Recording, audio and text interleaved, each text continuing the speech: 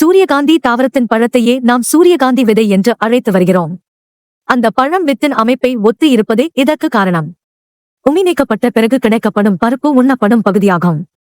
இது ஊட்டச்சத்து நிறைந்த பருப்பாகும். எனவே இவற்றை உட்கொள்வதால் உடலுக்கு என்னென்ன நன்மைகள் கிடைக்கிறது என்பதை அனைவரும் தெரிந்து கொள்ள வேண்டும். சூரியகாந்தி விதையில் மெக்னீசியம் சத்துக்கள் அதிகமாக உள்ளதால் மெக்னீசியம் சத்துக்கள் இதயத்தை ஆரோக்கியமாக வைத்துக் கொள்ள உதவுகிறது. அது மட்டுமில்லாமல் உடலில் உள்ள கெட்ட கிருமிகளை அளிக்கிறது. சூரியகாந்தி விதை உடலில் உள்ள நச்சுத்தன்மைகளையும் கொலஸ்ட்ரால் அளவையும் குறைக்கும் தன்மை உடையதால் இதை சாப்பிட்டு வருவதன் மூலம் நாள் உடலில் உள்ள கெட்ட கொழுப்புகள் குறையும். சூரியகாந்தி விதையில் உடலின் ஹார்மோன்களை சமநிலைப்படுத்தக்கூடிய என்சைம்கள் அதிக அளவில் உள்ளது. இது குறிப்பாக பெண்களின் ஈஸ்ட்ரோஜன் மற்றும் புரோஜெஸ்டிரோன் ஹார்மோன்களின் அளவை சமநிலைப்படுத்தி மாதவிடாய் மற்றும் தைராய்டு போன்ற அறிகுகளை நிர்வகிக்கிறது.